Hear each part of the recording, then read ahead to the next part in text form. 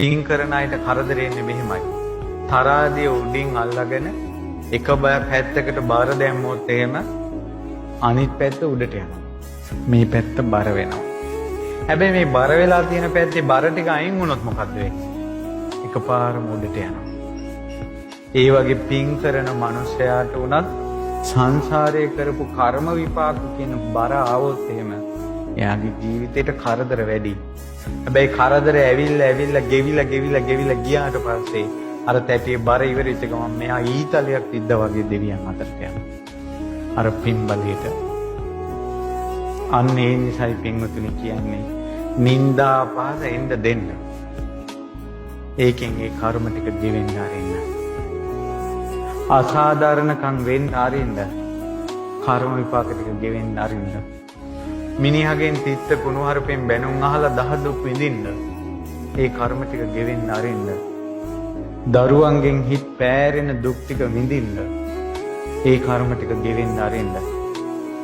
ඔබ බුදුන් සරණ ගිහිල්ලා නම් ධර්මයේ සරණ ගිහිල්ලා නම් සංඝ රත්නයේ සරණ ගිහිල්ලා නම් සම්මා දිට්ඨියෙන් යුක්ත නම් අවංකෝ පින්දහම් කුසල් දහම් රැස් කර ගන්නවා නම් මේ විඳින කර්ම ටික ගෙවිලා ගිය ගමන් ඊතලයක් විද්දා වගේ ඔබ මරණින් මත්තේ දෙවියන් අතරට යනවා.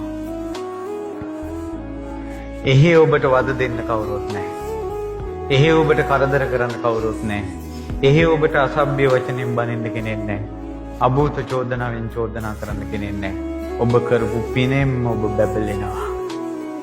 මේ මල් සෑයවල් හදද්දී හිතේ තිබ්බ සතුටට විහිදුන ආලෝකය එදා දෙවියන් අතර විහිදෙනවා.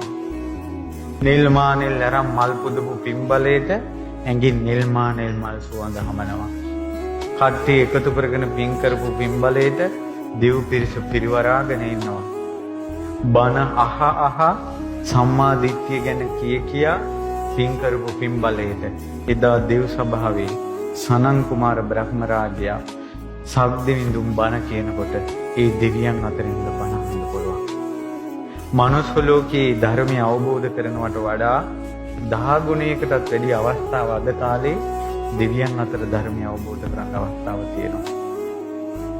මෙච්චර කරදර ගොඩක් මැදත් ඔබ මේ නිවනක් ඕන, පිනක් ඕන, කුසලයක් ඕන කියලා ආවනම් මේ බණපදයකට ඔබගේ ජීවිතේ තිබ්බ වැරදි අඩුපාඩු ඔබ හදාගත්තා නම් බණපදයකට දමණය වුණ ජීවිතේ වෙනස් කරගත්ත පින්වතුනි ඔබට දෙවියන් අතර ඉපදුනාට පස්සේ දෙවිවරු මිහිරි හඬින් බණ කියනවා.